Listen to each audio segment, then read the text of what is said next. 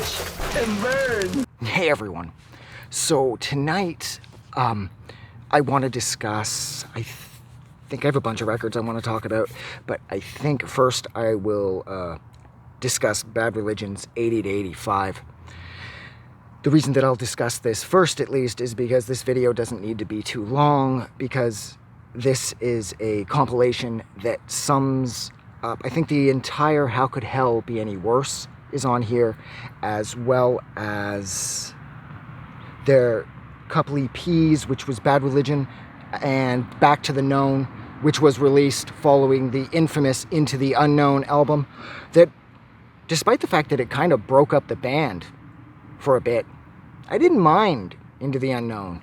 I mean, it isn't their strongest work, but given how young they were, it's cool that they were willing to experiment that way. But nonetheless, this has, like I said, it's got a How Could Hell Be Any Worse, it's got Bad Religion, and it has the Back to the Known, as well as there are 2 or 3 songs from the Public Service compilation. And this, back when I bought this, way back when, I had this before I got my hands on How Could Hell Be Any Worse, because up until that point, How Could Hell Be Any Worse would need to be reprinted. The original copies had long since sold out. If I'm not mistaken, Mr. Brett got the money to start Epitaph and put the record out through his parents. I think his dad gave him the money to start Epitaph, his parents or whatever. So How Could Hell Be Any Worse was released, and then it was sold however long it took to sell them, and then once they were gone, they were gone. So people like me who are into Bad Religion, we heard about this sort of mythical, I was going to say weapon, this mythical album that's up on the mountain of Bad Religion, and it's buried up there somewhere with Into the Unknown. And it was called How Could Hell Be Any Worse. But then we got word that this compilation was being released, or this compilation, I shouldn't say that it was being released. I got word in my elementary school that this compilation had been released, and I found this at the Music World at the Pickering Town Center.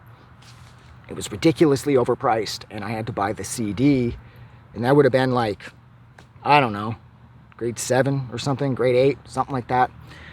So it's really cool, and I finally had these songs. And this, of course, is early Bad Religion. I've already covered all this in my review for How Could Hell Be Any Worse, so I'm not going to retread anything here. This is like a more early 1980s American hardcore punk rock, as opposed to the more melodic sort of California surf skate punk shit that they would become so well known for later on. It's a fun compilation, and it means a lot when you don't have any other way to get to the music that's on here. But I know here it is in 2023, and everything's up for grabs because everything's everywhere. So it lost a lot, but still, it's a cool compilation. I like the cover.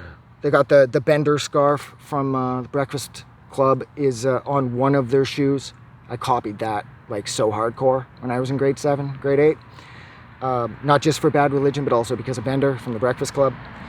But yeah, so I think I'll leave it there because this is easy. So thank you so much for hanging out with me for about 3.5 minutes while I discussed Bad Religion's compilation 80 to 85. Like always, if you like this review, don't forget to do something nice for somebody.